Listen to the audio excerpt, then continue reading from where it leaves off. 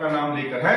आज जो हमने पोइम पढ़नी है उसका टाइटल है summer and winter. Summer and winter. लेकिन समर एंड विंटर क्या कहलाता है? गर्मी और सर्दी, गर्मियां और सर्दी। लेकिन इसका लफ्जी माने पोइम में नहीं आएगा। We have to dig deeper, हमें और गहराई से जाना है। समर क्या रिप्रेजेंट करता है और विंटर क्या रिप्रेजेंट करता है? देखिए पर्सी बिशी शेले ने पोइम लिखी है, रोमांटिक पोइट रहा है ये, रोमांटिक पोइट। क्या उसका उनका जोर किस पर था? इमोशन पर था, इमेजिनेशन पर था। उनकी इमेजिनेशन जो थी वो उरूज पर थी। ठीक है, आप समझ रहे हो ना? इमोशंस पर उन्होंने जोर दिया है, इमेजिनेशन पर उन्होंने जोर दिया है, फ्रीडम ऑफ थॉट पर उन्होंने जोर दिया है। ठीक है, फ्रीडम ऑफ थॉट, ये चीजें उन्होंने सेलिब्रेट की है और नेचर को सेलिब्रेट किया है। चलो पर्सी बिशी शेले हमें पोइम के जरिए क्या समझाना चाहते हैं? It was a bright and cheerful afternoon. ये रिकमेंड कर रहा है, याद अपने आप को दिला रहा है। क्या दिला रहा है? इट वाज अ ब्राइट, रोशन दिन था। It was a bright and cheerful afternoon. एक रोशन दिन था, एक खुशी का दिन था और दोपहर का वक्त था। फिर क्या था? Towards the end of the Sunny month of June. महीना कौन सा था? जून के आखिरी दिन चल रहे थे। ठीक है, चाहे जून का आखिरी दिन था, चाहे जून का penultimate last but one, जून के आखिरी दिन से पहले एक दिन वो दिन था, लेकिन towards the end of June था। और हमें पता है जून में क्या होती है? गर्मी होती है। क्या होती है? गर्मी होती है। समझने की कोशिश करेंगे, क्या ये वही गर्मी है? गर्मी के जरिए हमें पर्सी बिशी शेले क्या चीज समझाना चाहता है? अब जब आगे पढ़ेंगे, ये कंपैरिजन है, एक कंपैरिजन है, मुकाबला है। दो चीजों को ये जक्सटापोज कर रहा है। क्या कर रहा है? जक्सटापोजिशन इसने की है, या जक्सटापोज इसने किया है, दो चीजों का मुकाबला किया है। देखिए, when the north wind congregates in crowds, आप इसने यहां पर्सोनिफिकेशन की है, इंसानी सिफत दिया है इसने विंड को, ह्यूमन ट्रेड दिया है एक नॉन ह्यूमन थिंग को।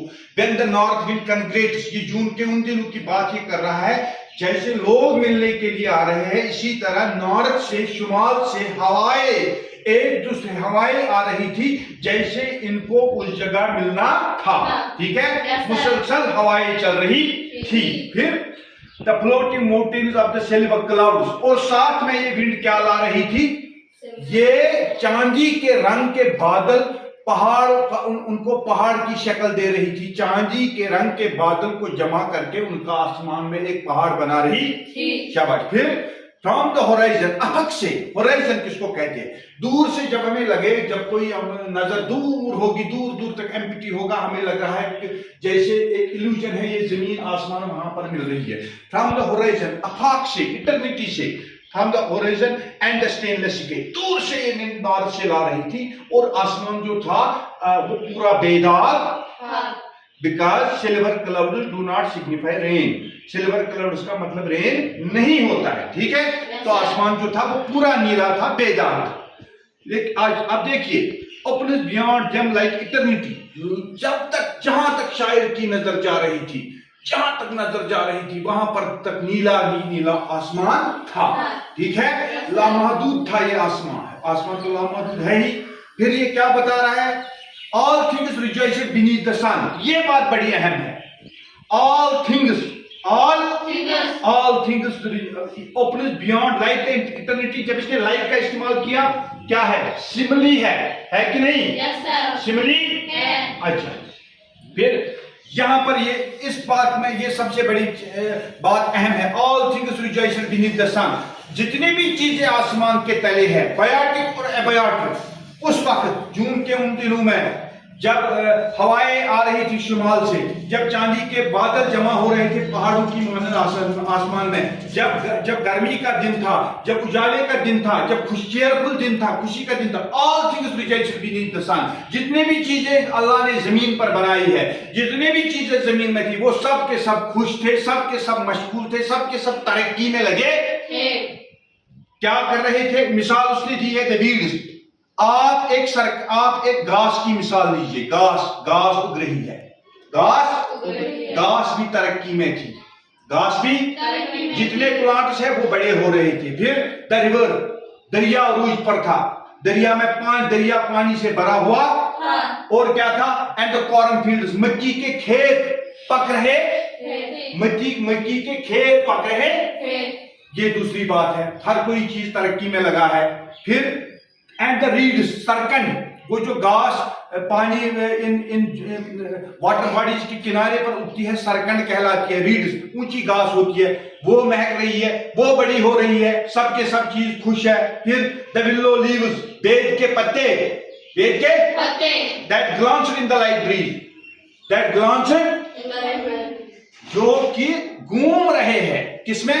जो ठंडी, जो हल्की हल्की हवा चल रही है, ठीक। एंड फिर फॉलेज ऑफ द लार्जर ट्रीज, देखिए, और जो बड़े पेड़ के पत्ते हैं, जो बड़े पेड़ के पत्ते हैं, वो भी इधर उधर घूम रहे थे। और हमने समर में क्या पाया? हर कोई चीज हमने जॉय पाई, है कि नहीं? हमने वाइटैलिटी पाई, तवानाई पाई, हर कोई चीज जो है वो तरक्की में लगा।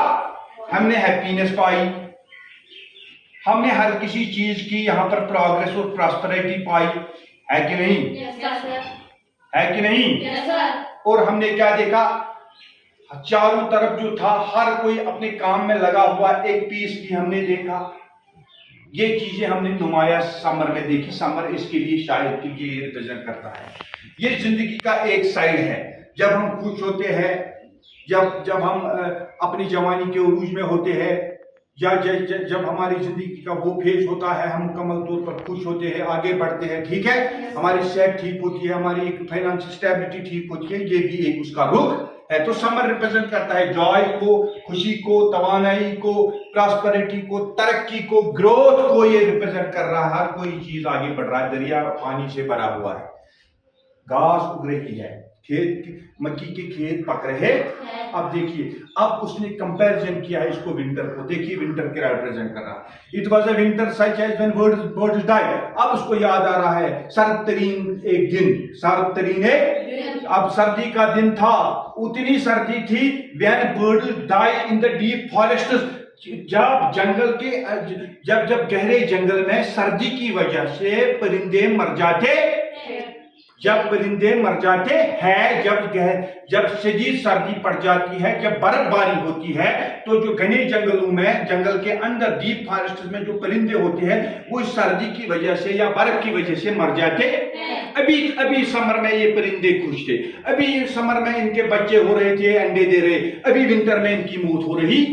शाबाश। फिर and the fish lies stiffened in the translucent eye, साफ शफाफ पानी में जो जम गई है, साफ शफाफ पानी जो जम गई है सर्दी की वजह से, मछलियां उसमें फंस कर मर गई है।